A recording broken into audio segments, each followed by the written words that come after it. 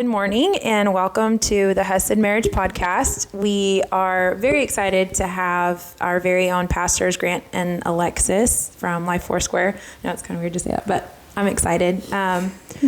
And we were just kind of talking about where our heart is with having them here. And I wanted to just open up and ask specifically the topic that we're starting with, if you will, is how to manage busy schedules, ministry, your calling, and kids, and your marriage without destroying or without leading anyone in a hard without leaving a dust. scorched earth behind you. Yeah.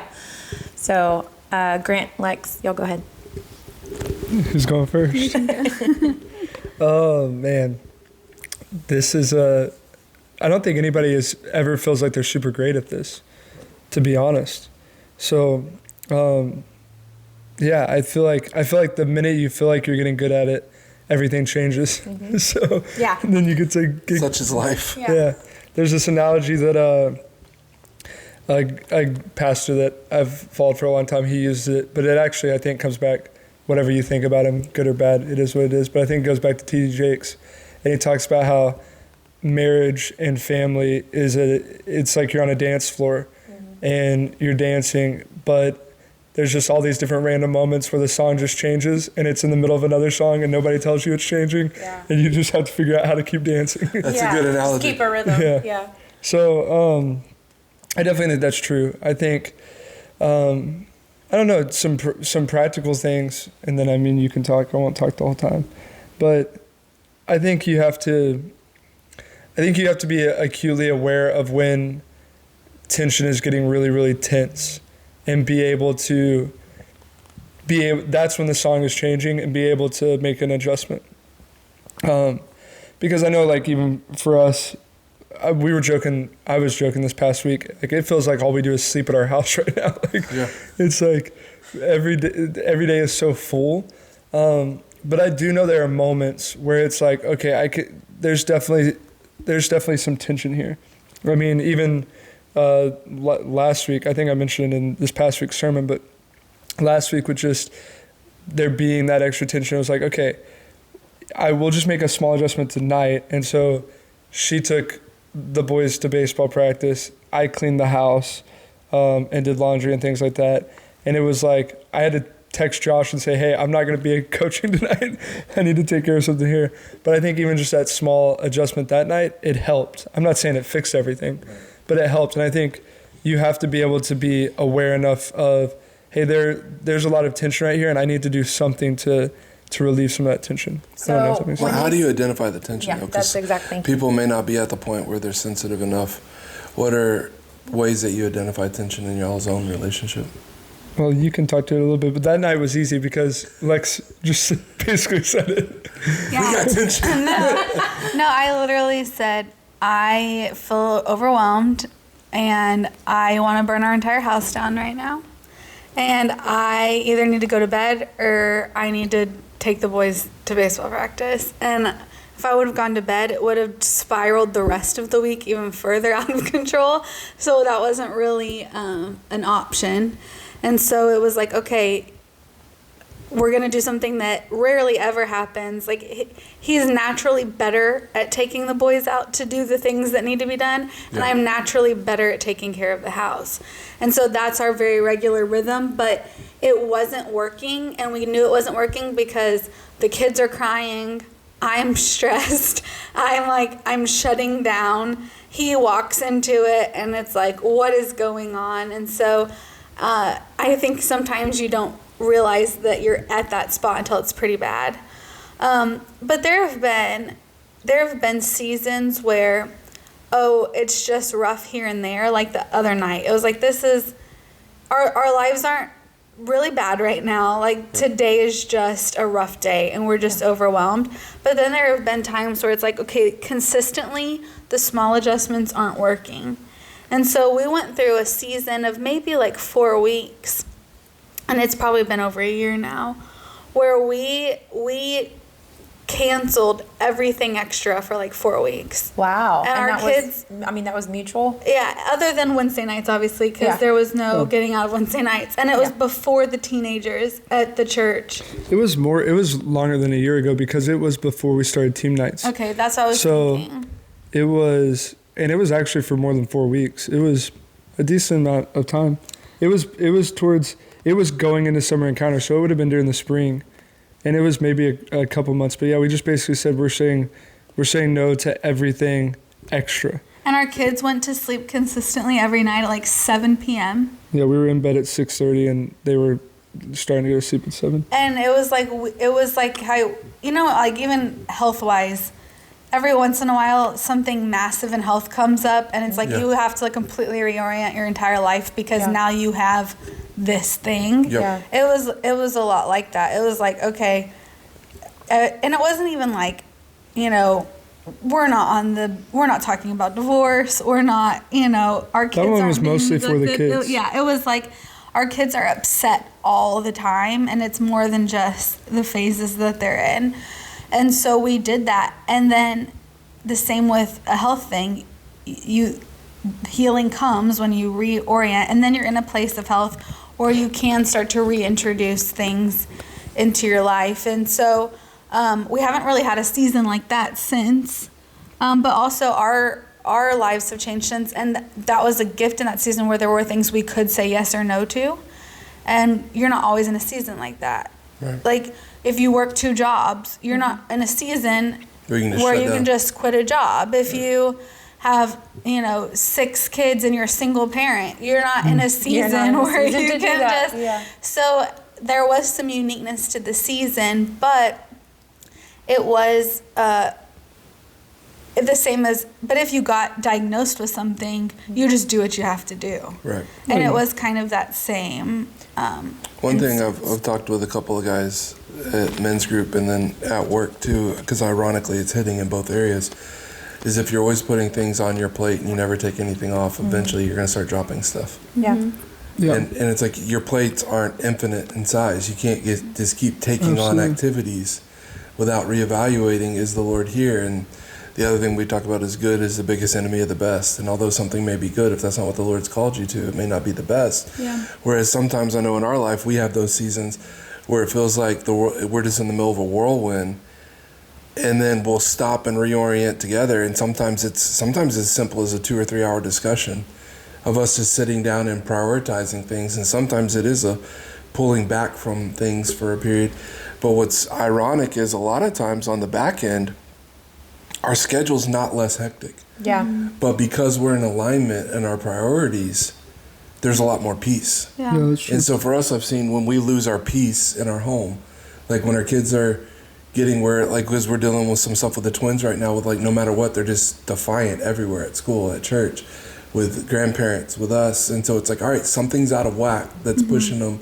And it's like you said, more than just that developmental leap or something, just like almost screaming for attention. Yeah. And so it's like, all right, then everything's back on the table. Lord, what do we need to step away from anything to focus on this? Because this is our third most important relationship. And it's like, so this comes over all that. So do we need to, but being willing to, and sometimes it's just the willingness to lay it down. And I think you pointed out something earlier, because I think the question is, well, how did you notice that? And I think something, especially in marriage early on, creating a culture within your family, within your marriage, where it's okay to say those things, where the other spouse doesn't feel like it's directed towards them, like you're not doing enough, you're not helping me, you're not stepping up, you're not meeting where I'm needing to be.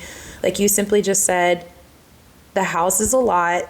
I mean, you were able to be very transparent with that. And he didn't take it anyway. He was just like, okay, my spouse is needing help. This is where I can step in. This is the tweak that I can do. And I think with marriages, a lot of times people, I think they take everything so personal, as if it's like they're not doing well. Personal attack. Yeah, and I think that's a really, really big key to things that I've heard lately, is that it's not necessary, it's not you, it's really the situation, and you're the one person that I can share those things with. You're the one person that I can say, I'm not doing well, I'm not okay, the house is not okay, I love that you said that, because I think people need to realize that you need to be able to create that culture within your relationship to have that transparency. Yeah, I think that the timing of communication is really, really important. I was able to receive the communication that night well, I feel like, because there had been some space where I just feel like there had been some space, you know? That's one of the things that, that I struggle with a lot, is that if it's like right when I've walked in the door, or it's like right when I'm about to go do something, or it's like right at even like the start of my day, like it's hard for me to process that. And it's not right. You should still be able to communicate it then, but it's just hard for me to process it then. And a lot of times I won't handle it as well as I handled it. I mean, that yeah, night. that's happened too.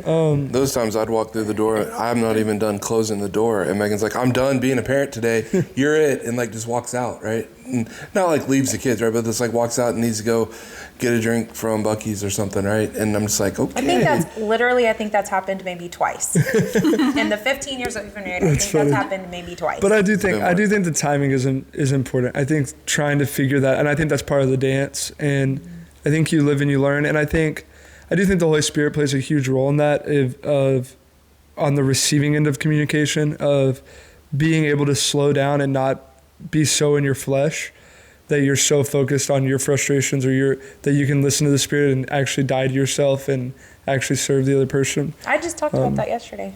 Yeah, I definitely think that's a huge part of it.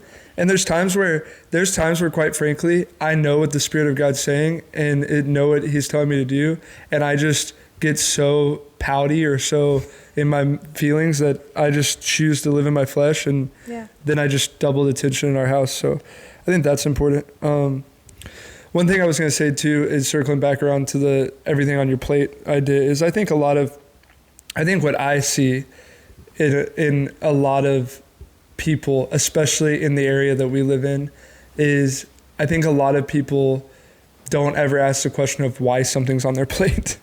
Yeah. And That's good. Yeah. And like I think people get trapped into things, and then they desire something, and so then they try to add that desire to their plate, but they're also trapped into this desire over here. I mean, like, you see it all the time with like plant type jobs where guys get a lifestyle centered around the money that is at the plant, and then they desire to go into like full-time ministry or something like that. And so they start trying to add ministry to their plate, but they aren't willing to give up the lifestyle of the money that the plant brings in. So I think you have just that dynamic of, I have to ask, why is this thing on my plate? And then I have to be willing, if something is gonna leave my plate, I just have to be willing that I'm losing that thing that's going off my plate. I think there's a lot of double-mindedness that happens, and I think that's where double-mindedness, just according to Scripture, produces instability. So I think a lot of instability can come in a house because of that. I think that's one thing that keeps us a lot of times, is even in the seasons that are very full, we know why what is on our plate is on our plate. Like, we're not adding, like, we really don't add random things to our plate that don't come outside of who we know we're called to be. And I think that's a huge thing. So even like, for example, just our day-to-day lives. Like, Monday is a baseball day. Monday is also a day that while one parent's at baseball, if they can take the extra kid, the other one of us can do evening counseling sessions for people who can't get out of work during the day. Well, the baseball relates to, it's important to our kids. They rarely ask to do anything, and they care about it, so we're going to care about it, as long as it's reasonable. And then the counseling that's part of our call to ministry. Right? Tuesday evening, it's the time for Graham to be up at the church at worship practice, because It used to be our date night, but and right now that's wrecked a little bit. It's a season, though. I'm mad. But right now it's also serving as another night for counseling. So whoever needs to counsel can be up at the church, and whoever needs to have Leo at home can have Leo. Wednesday's church. Thursdays, we're wrapping up a season. Right now, Thursdays are really rough because it's baseball and Life High team night. But a new youth pastor is about to start on staff at the church, and there will come a moment soon where we can release Thursday nights, and then we can even look down the road and say, and eventually we won't have practice on Thursday nights and baseball season will be over. Right. And so we're going to get a day back, and we're not going to get Thursday back until probably May, but it's okay because we can look ahead to May and say we can make it till May. And there's something to be said about being like, I can do a hard thing for a set amount of time. It's like being in labor. Nobody's in labor for eternity. Right. Like, there comes a point where the baby is there, and then you go on to the other side of healing. And there is part of it, though, that there's no avoiding that season of laboring if a baby is going to get there. And so it's like, I can do something hard for right now because I know there's a joy that's set before me of we're going to have a night back where we can, do some stuff. And then, Friday is right now baseball games. And all of the baseball element is a season too. And so when that drops off, then we'll probably reorient and not take counseling every one of those nights. And so it won't last for forever. Yeah.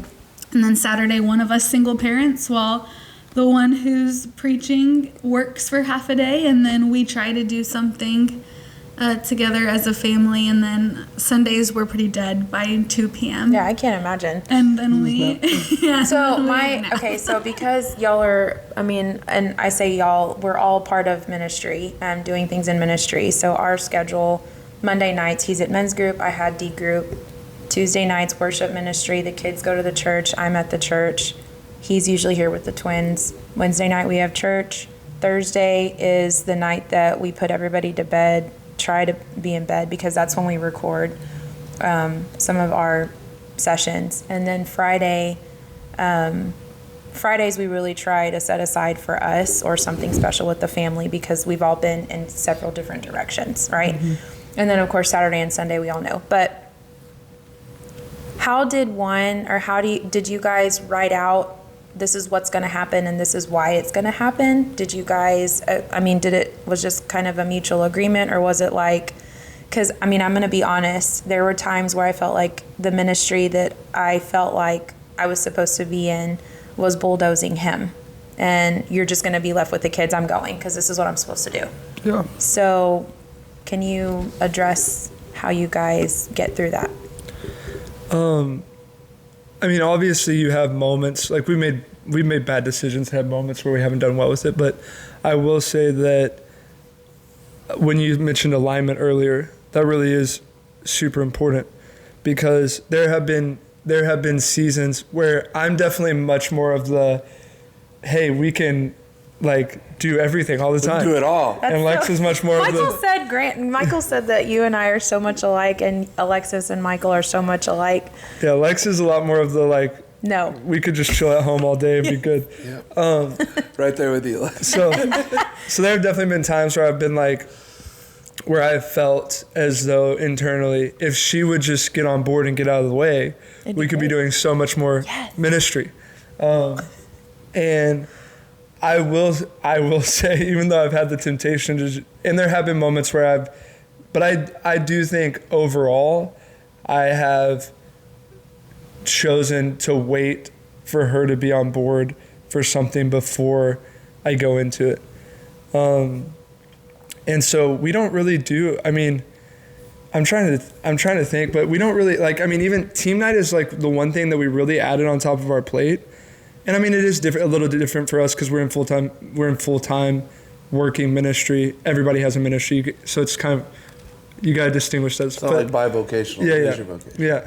So it is a little different in that sense, but even with team night, it had been on my heart since I'd been the youth pastor to do team night. And she was not on board with it at all. And then it came a moment after our first summer encounter where she was like, one of the teenagers was so burnt out. And I was like, man, somebody really needs to come alongside of her and really help her. And Grant was like, yeah, I've been saying for the past couple of years how we really need to be investing in them. And as soon as I realized, oh, this is why he wants to do it, it wasn't okay, just you do it. But we did that together for as long as we could before it didn't work out. And we really found, both be there. and even with that, we really found a way to prioritize our kids and build a rhythm with our kids. I mean, at one point it wasn't working super good for our kids, and so I literally had a meeting with the teenagers that night. The next week, it was like during the dinner time, and I just told them, I was like, hey guys, like this is technically my volunteer time. This technically isn't my like paid time. Yeah. And so my kids are going to be here and they're going to be a part of it because I'm a dad before I'm A minister. Yeah. youth pastor. And so there were some nights where they were crazy. But they've gotten better. Graham last night played with Gabriel the whole time. But to circle back around to the question, I think a lot of it came down to waiting for her. I mean, because I really am, and I think you have to realize, you know, our new youth pastor will be single. And one of the things I was telling him is I was like, there's actually a major blessing in being single. Because you can go to every sport game. You can do a Bible study every night of the week with a different group of kids. Yeah. You can do whatever you want. It's limitless. But once you get married, you lose that right. You I like can't how you do said that. You lose that right. Not Yeah. that freedom. You lose that right. Yeah, it's you lay down that right because you still technically have the right to do it. You can destroy your marriage if you want to take your right. I mean, you can. Yeah. But Life's full of choices. Yeah. Do what you're gonna do. But you lay down that right. I mean, I would have been at so many more sports games. I would have done so many more Bible studies. I would have done so many more things as a youth pastor. And could they have been effective? Yeah, maybe, but that's not my first responsibility. Right. So, yeah, I had the right to do them, and yeah, they could have been good, but they would have been a failure in the sight of God, because they would have not been what He had called me to. And like the Lord always makes up that difference too. Like if it's the thought of, well, if I don't show up to every thing, then nobody's gonna do it. Yeah. These teenagers are gonna feel like nobody cares about them. They're gonna be unsupported, and that's such a inflated view of yourself that like if I'm not the one who makes this ministry happen, there's not another human on the earth who can fill. And it's like we're not in a season right now where we can have teenagers over at the house every night anymore because we aren't home. We don't go home till it's time to go to bed. Right. But we have other pods of leaders who, without even saying anything, and like with us finding out about it weeks later, they're having like Tuesday night dinners at their house with those teenagers. And so there's youth leaders who show up at all the sporting events and who the kids have now connected with. And it really worked out in the long run because while Grant's still going to be with the teenagers for several more months, there will come a point where he's not over there anymore on Wednesday nights. And they will have built relationships with other leaders who will still be consistent for them. And so what he could have taken on at the expense of our family opened up an opportunity for the Lord to do something better. That's so good. Okay, go ahead. I was going to say, I think a lot of times, I'm talking from the men's perspective because I see it at men's ministry a lot and other ones. If we don't make that right choice at the fork initially, and it starts causing the tension and causing strife in the home, let's take the plant example, then you start getting accolades at work because you're there all the time and you're solving it. And I've actually had this discussion with leadership at the plant. It's like we almost incentivize being away from the family or prioritizing work career over everything else to the point where you almost destroy families. Yeah. And it's like, are we okay with that? Mm-hmm. Because it's like we praise these people that give everything up for the plant and we're literally have a scorched earth behind them. But the plant runs well. Mm-hmm. And it's like, I'm not okay with that. But then what happens is the insidious part of that lie, they get fed more at work, so then they get more accolades, which is what they're looking for, right? Respect, whatever you want to call it.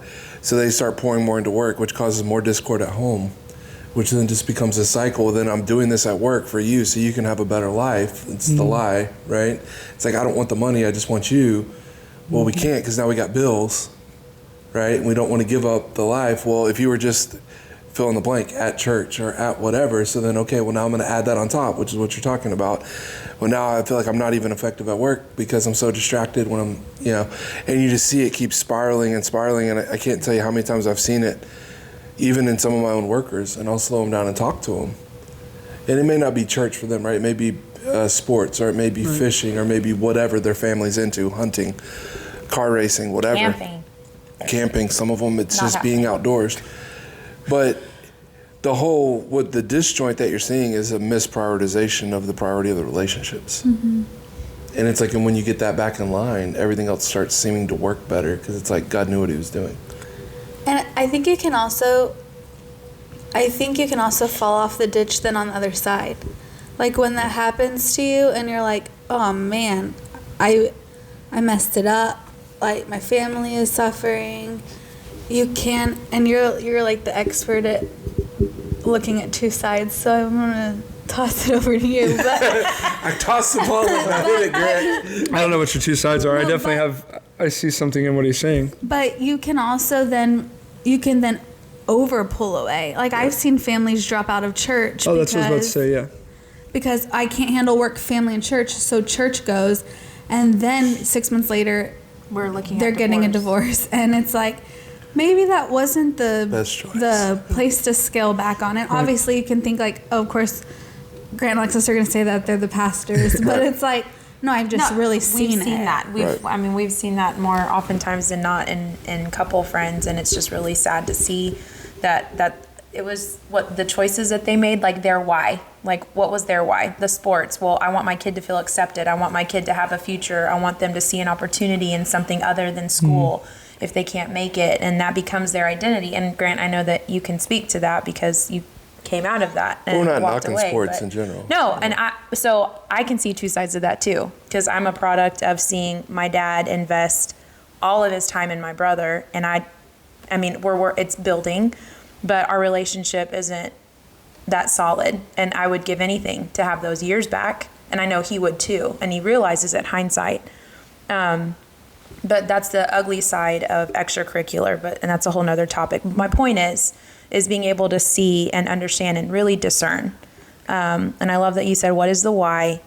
And to understand what is it that is the priority here. Is God our priority? Is marriage our priority? Are kids our priority?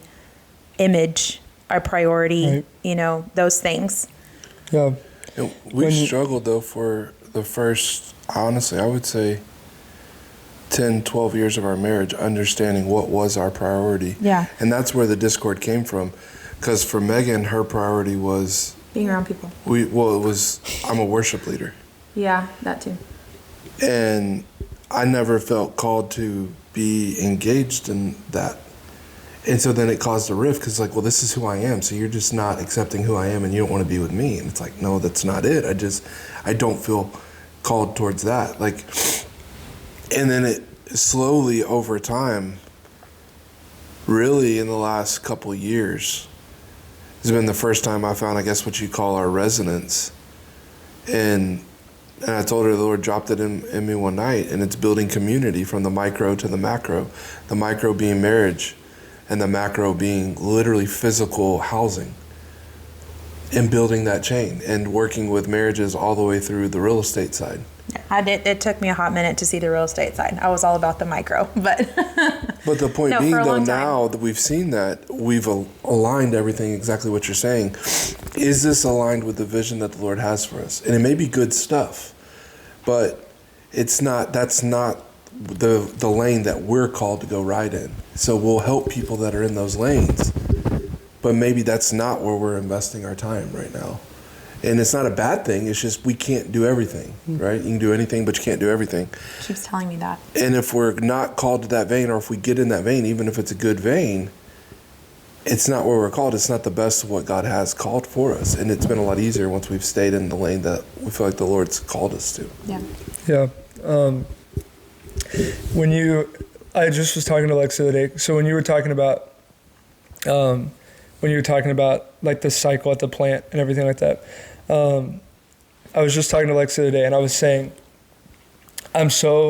we are so fortunate is probably the right word, that our entire life got, I like using the term run by God at 17, at whatever age, 8, whatever for you. 4. Young Padawan. 19. I am so grateful. And I was just talking, it was on our way to date night. And I was just like, woohoo, you had a date night. yeah. We mostly have date days right now on Monday, on our off day. But I was just saying, think about how different, like when I was 17 and I was discovering the fullness of God and was like seeking him, and he was rocking my life, and he was running all my plans, and he was running all my dreams, and he was completely reorienting my entire structure of living. I was at an age where people thought that was normal. So like, if that happens to you, like that's part of the blessing in giving your life to Jesus young. Mm-hmm. Is like you're at a stage of life where everybody expects for you to not know really what you're doing. Yeah. And to jump. Right. So it's like, I love Jesus, and I was just kind of like constantly changing what I thought, constantly changing my dreams, and that's normal. But I really do, for people that give their life to Jesus at like 30, at like 35, at like 40, or not even give their life to Jesus, but actually decide, hey, I'm going to like do everything God's way. You've just got to acknowledge that there is side effects to doing that later in life that you're going to have to work through. Yep. And so I'm not trying to hyper focus on like the plant situation, but you have to, we could use the plant. We could use people that get into law enforcement is another one that I can think of. People that get into sports, we could use a ton of them.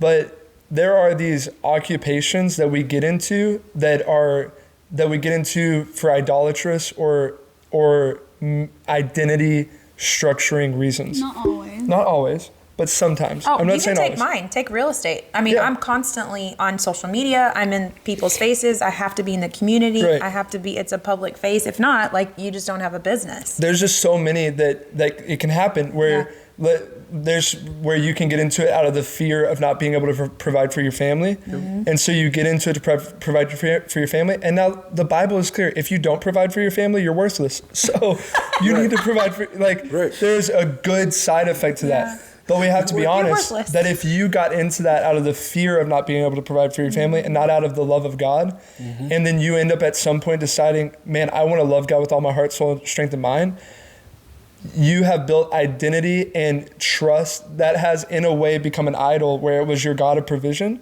Right. So there are going to be some side effects of reorienting your life that are going to be difficult, and they're going to have tension, and they're going to be hard.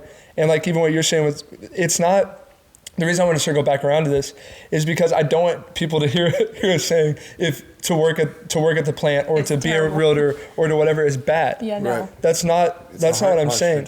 I'm just saying if your identity is coming from that, or your image is coming from that, or your value is coming from that, or your worth is coming from that, then it's going to be impossible to prioritize your family because your family's always going to be on the altar of that. Versus where if I know that I'm at the plant because God is my provider and God has called me there and God has put me on mission there and God has put me to reach the guys I'm around and God is using it to fund missions or the local church or is using it to provide for my kids to provide a life for them that is where they're able to do the things that God has called them to do. That's beautiful. But if that's the case, you can walk away at the end of the day without the accolades at work really mattering to you. You can walk away at the end of the day and still prioritize your family because you're there because you love God and you're worshiping God and you're obeying Him. So I think I wanted to circle back around to that just to say, in whatever you do, that really is, if the why is not, I have a conviction that this is what God is calling me to, things are always going to be crumbling. Yeah. Because the conviction of God is what keeps you, because nobody does anything worth doing where there is not moments where they're like, this is hard. Yep. So, but if I have a conviction, I'm called to this. So I walk through the hard days and I get through the hard days because God keeps me.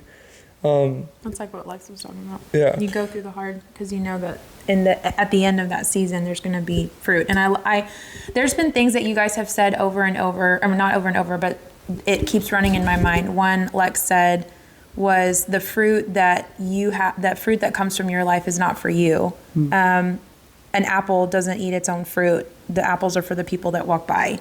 And then Grant, something that you said, and I talked about this yesterday because it resonated with what I was reading, and that is your life is a pulpit. I mean, those two things, they're very simple expressions, but it's just something to keep in the back of your mind it's like your family, they're always watching. Like, people are always watching how you live out that life, how you walk through those different seasons, and how you handle those shifts and those changes and the decisions. And it's not for that. It's not so that people watch you. It's so that you walk that out in obedience. And I mean, truly, there's nothing greater than walking in that blessing, because you're in alignment with what the Lord's called you to. And we've been going through that the last 18 months or so. The Lord had really convicted me that we weren't blessed in our roles for consumption. We were blessed for multiplication. And he was showing us errors we had in our own personal stewardship that we had to reorient. A lot of people around us thought we were crazy, still think we're crazy. Oh, people. It's fine. By redoing redoing is not the word, refocusing how we're living life, what we're doing, where we're spending our time, our energy, our finances on. And, but it was one of those where it's like, I didn't, like you said, you get this revelation, I didn't bless you for consumption, I blessed you for multiplication for my kingdom. Like, you need to change these areas and reallocate these to other spots, because I want you to go to here, but you can't go to here until you get through this, and we got to root this out of your life so I can give you this, otherwise it'll destroy you, right? And it's for the better in the long, but it hurts in the short. And people that knew you or have known the last 37 years are like, well, what are y'all doing? Because it's a lot later in life, right? Y'all crazy? You going through a midlife crisis? Like, no, it's like I have a resounding clear resonance of what the Lord wants us to do and where we're going, and I don't care what happens to get there by the world standard. Like, if this is where he's calling me, he's going to take care of it. And it does look completely foolish to the world when you do that, because it doesn't make sense to them, right? But I can definitely relate with what you're saying, that when you have those pivots later on, and I had a conversation with a guy actually yesterday that got married in their mid to late 30s, and was talking about that and how it's really challenging when you're bringing two lives that were already adults and functioning in careers, and now you're trying to make it into a single family. And they kept saying, well, when we have a family, I'm like, you already have a family. When you got married, you started your family. Yeah. It's not when you have kids, right? But it is a lot more challenging because you're already set in your ways a little bit, right? And you already have an established, whatever you want to call it, brand or personality or whatever. But it's got to die, not that you're not an individual, but it's got to die for the couple, because the two become one, and now it's a new creation. Okay, so just to wrap up, I'm wanting to reiterate, I always like to come around back to practical. So what are some very practical takeaways that people can do moving forward, and just in feeling like, maybe this is something that we need to reprioritize. Maybe this is something that we need to ask the Lord specifically about. What would be some takeaways or some practical steps? I guess I don't want to call them steps, because I don't ever feel like anything with the Holy Spirit is a step. But just how would you encourage someone, this is where you should start, and then these are some things that you need to keep in mind to move forward into making what could seem like chaos and hectic really align with what the Lord's called you to? I think the first thing, and then you just can build off of for the rest, is... What if I don't want to build off of it? Well, what if I want to build my own thing? I think the first thing is checking on the health of everyone in your family, to see if there is tension there that maybe you've just been ignoring, or that somebody hasn't been good about voicing. Because you can think oh yeah, we're flying 100 miles an hour, but everyone's good, and everyone might not be good. So finding a way to, just based on the person and how they express things, kind of figure out where everyone is at, how everyone's handling what's going on, and who's suffering the most and who needs the most health and help right away. And you're talking obviously overall health, mental, physical, emotional. Yeah, so I think my kids are doing fine with us being gone 5 days a week. But, my whatever-year-old, actually, now that I think about it, they've been in trouble at school 3 days a week every week. so I thought that was fine and normal, and I was ignoring it. But I need to stop and ask myself those questions of where is my child unhealthy that's causing them to be in that position? And then how do we reorient around that? The thing that comes to mind for me is that, because everything that we are saying here, the stuff that I've brought up, it's not to shame people. And I think that's what I think shame traps so many people. I think people get so wrapped up in the whirlwind, and then they feel shameful that they're wrapped up in the whirlwind, and then their shame leads them to hide, and then the hiding leads to more of the whirlwind, and then it gets spiraling out of control to where now it feels too big to fix or too big to manage, and now it's like, well, I might as well just give up. And I don't want anybody to feel shame. Shame is the worst motivator for anything. Shame is terrible. Shame is not from God. So I think to avoid shame covers things. That's what happens in the garden, is there's a covering and there's a hiding. And so I think the most practical thing you can do is to set aside some time, even if it's the drive in the car, whatever it is, set aside some time, daily, weekly, just get in a rhythm of it, of just letting the Lord examine your heart. Individually, letting the Lord examine your heart and just exposing it to the Lord and just saying, poke and prod on anything you want, because the Lord will. I mean, they want him to. And really, it's just giving us time to slow down and to see what we know is already there, because we already know it's there. We just try to get life going so fast that we can avoid it. But when we slow down and we actually take time to say, Lord, examine our heart, this stuff comes up. And so I'd say you set aside time individually to say, Lord, examine my heart. And then set aside time as a couple to say, Lord, examine, let's with the Holy Spirit, sit down and just talk about, let's examine our life. Where are we at? And then just put everything into the open. Just be honest about where everything's at. Uncover it. We're struggling here, we're struggling here, we're struggling here.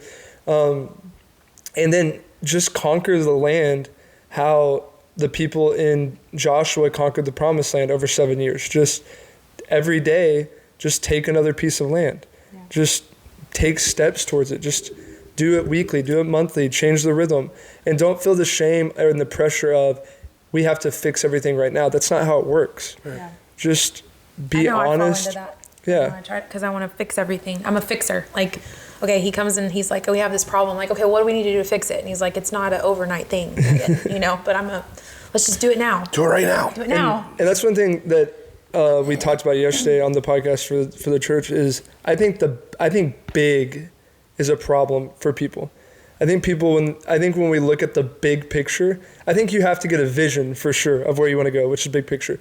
But I think so often we look at the amount of transformation that has to take place, or the amount of things that have to change, and we get caught up in the big. And anytime you get caught up in the big, you either get prideful because you go, look at all the big that I've done, or you just give up because it's like, how will that ever happen? And so I'd rather not try so that I can't say that I tried, so that I can't feel like a failure if it doesn't work out. Versus just getting down to the small. What is going on? Let's be honest about it. And what are steps we can make this week? What are steps we can make this month? What are steps we can make this quarter? What are steps we can make this year? And then just constantly examining and evaluating and just being honest. I'm hearing a lot of communication. Of communication. Even through texting, through calling, through conversation. Note writing even, if you needed to. Oh, you would write me a note? No, I'm just saying some people, that's how they communicate. I don't. No. You can't read my notes and you tell me how horrible my handwriting is. Okay. I know that's something, and it's something that the Lord's pulling me through right now, because I was doing something that I loved, that I really enjoyed, and I saw a lot of good out of it. But my kids are suffering from that. And so I did the thing. I pulled away and I cried a lot and I got really angry and told him, and he was just like, well, just why do you have to be the one that does it all the time? And I was like, Because nobody else will. Because nobody else will do it. Can I say something to that? This is the last thing, because I know we've gone for forever. But This is great. I love this. I was counseling somebody yesterday, and I realized this picture of anytime we're dealing with something that our identity has got attached to, and we have to go through a season of shaking with it. And there's this picture in Scripture where Jesus says to Peter that Satan is going to come to sift you, but I have prayed for you. And sifting is shaking. And the thing about sifting is what remains is what was needed. What is removed is what needed to go. And a lot of times that's what change does. Change, we cry about it. We feel frustrated about it. We feel angry about it. We feel like, how is the world going to keep going if I don't do this? How are people going to? Yeah. And it's like, what I am detoxing from right now is the idea that I am God and I am in control, and that this is where my meaning and purpose comes from. Yeah. And what will remain on the other side of all of this getting out of me and detoxing from me is a reminder that God is in control and that God is God and that He's the one I depend on and He's where my identity and purpose comes from. So I think we avoid the sifting sometimes, or we think the sifting is the reason why we should stay, and really the sifting is the reason why we should leave. Yeah. Yeah, no, that was very true. Very you remember, it probably was when you were in high school at the church, there was a video series, I don't think it was Alpha. It was something else, and there was a bald head guy and the black hair guy, and they did like comedy. Oh, yeah. And they did the skit guys. The skit guys, and they did the one with the big marble chunk. Remember, and they had the hammer and the chisel. Yes. And he's like, he had a statue at the end. I always think about that because there was a quote Megan and her dad told me after they went to Italy or Rome. And they were talking about one of the statues. Yeah. And they said, it was La Pieta. And he was like, how did you come up with this? He goes, it was always there. I just had to remove everything else. Yeah. They asked Michelangelo. But it reminds me of that skit where he has the chisel and the hammer, because every time he hits it, the guy flinches. And he's like, do you want me to stop? And he's like, yes, but I know I need it or whatever. Yeah. And then he kept hitting it because it is painful. But he's like, let me remove everything that doesn't need to be there so you can see what you really are and what I had for you. It's good. Yeah, it's good. Yeah. Okay.